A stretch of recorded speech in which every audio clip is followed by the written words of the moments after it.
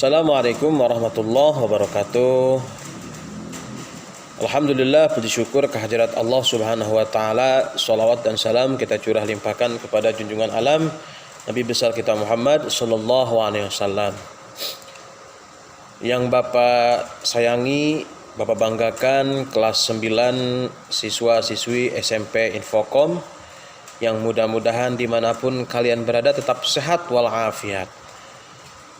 Alhamdulillah, pada kesempatan di semester 2 ini kita masih menggunakan model pembelajaran daring atau pembelajaran jarak jauh. Semoga dengan masuknya di semester 2 ini, yang tadinya kita sudah rencanakan untuk bulan Januari insya Allah bakal tatap muka, ternyata inilah qadarullah. Manusia hanya bisa berencana, tetapi semua itu Allah yang berkehendak. Makanya di semester 2 meskipun kita masih tetap daring, tetap semangat, tetap ikhtiar, istiqomah dalam menuntut ilmu di pendidikan agama dan budi pekerti dengan Bapak insya Allah.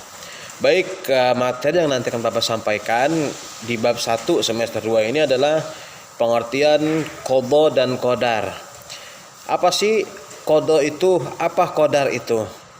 Kalau kalian sudah mengambil LKS, maka dalam LKS itu ada pengertian qada dan qadar. Qada adalah ketetapan, qadar adalah ketentuan Allah. Ini sama-sama memiliki pengertian yang berbeda, tetapi makna hampir menyerupai dari masing-masing pengertian tersebut. Makanya Allah Subhanahu wa taala berfirman dalam Al-Quran surah Al-An'am, Bismillahirrahmanirrahim, wa indahu mafatihul ghaibi la ya'lamuha illahu wa ya'lamu ma fil barri wal bahr wa ma tasqutu min waraqati illa ya'lamuha wa la habbatin fi dhulumatil ardi wa la ratbi wa la ya'isin illa fi kitabim mubin. Yang artinya, dan pada sisi Allah lah kunci-kunci semua yang gaib. Tidak ada yang mengetahuinya kecuali Allah sendiri. Dan Dia mengetahui apa yang di daratan dan di lautan, dan tiada sehelai daun pun yang gugur, melainkan Dia mengetahui pula, dan tidak jatuh sebutir pun dalam kegelapan bumi, dan tidak ada yang basah atau yang kering, melainkan tertulis dalam kitab yang nyata, yaitu Lauhul Mahfuz. Maksud ayat tersebut, ya, manusia itu sudah Allah takdirkan. Nah, ini bahasa kitanya itu takdir. Kalau qada dan qadar itu ketentuan Allah. Kita ini sudah memiliki ketakdir. Allah sudah menerapkan dan menentukan hukum seseorang, siapa jodohnya, lalu siapa kapan matinya atau meninggalnya, atau seberapa banyak rezekinya, itu sudah tentukan pada saat usia kita di dalam kandungan. Yang disebut yaitu adalah takdir. Ya, masing-masing manusia itu punya takdir. Makanya di sini Allah memperjelas kembali bahwasanya qada dan qadar bisa dibagi menjadi dua macam, atau takdir menjadi dua macam. Yang pertama ada takdir mubram, yang kedua takdir mu'allaq. Lihat di buku LKS-nya, kalau ada yang sudah memiliki buku LKS, lihat penjelasan takdir mubram.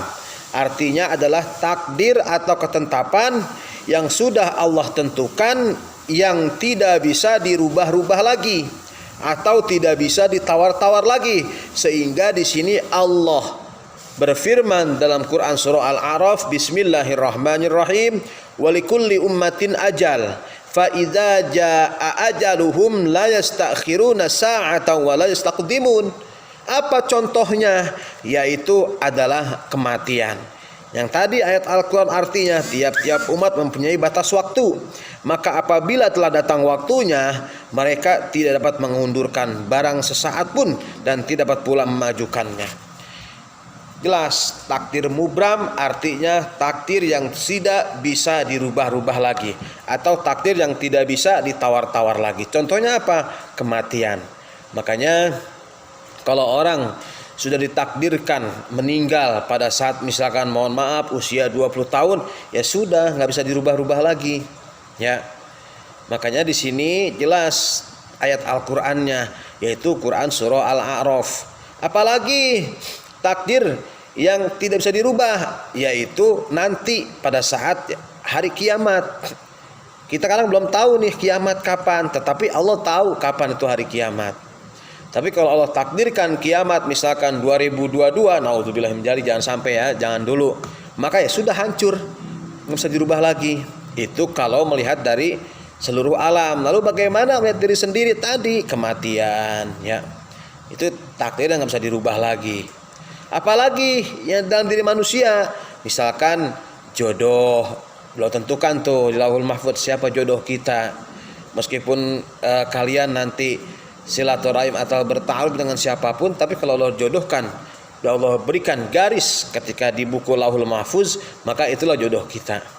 Yang kedua ada takdir mu'allaq, yaitu takdir yang masih atau sedang perjalanannya sehingga hasil pun masih bisa dirubah.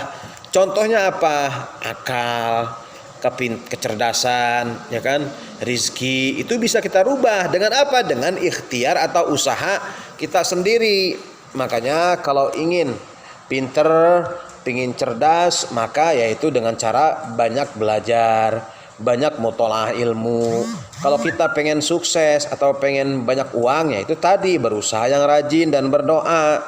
Ya, ini ada bisa dirubah dengan diri kita sendiri. Makanya di sini Allah Subhanahu wa taala berfirman, "Innallaha la yughayyiru ma biqaumin hatta yughayyiru ma bi anfusihim." Yang artinya sesungguhnya Allah tidak akan mengubah sesuatu kaum atau diri kita sendiri kalau bukan orang itu tersebut.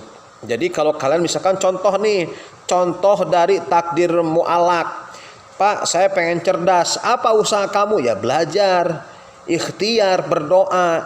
Pak, saya pengen jadi orang kaya. Ya tadi, rajin usahanya, tidak menipu orang, banyak berdoa. Itu ikhtiar yang nantinya akan bisa mengubah nasib diri kamu sendiri. Ya, paham ya? Jadi kedua takdir ini adalah takdir mubram dan takdir mu'allaq. Artinya takdir mubram adalah takdir yang tidak bisa dirubah, contohnya kematian. Ya, kalau takdir mu'allaq adalah takdir yang bisa dirubah oleh diri kita sendiri. Ya contohnya apa tadi? Kecerdasan, ya kan? Kekayaan itu bisa oleh kita sendiri. Oke, sampai sini materi yang kita bahas tentang beriman kepada qadha dan qadar. Untuk berikutnya nanti akan saya sampaikan kembali di pertemuan berikutnya. Mudah-mudahan kalian sehat selalu, panjang umur, dan tetap jaga protokol kesehatan. Amin ya Allah ya Rabbal alamin.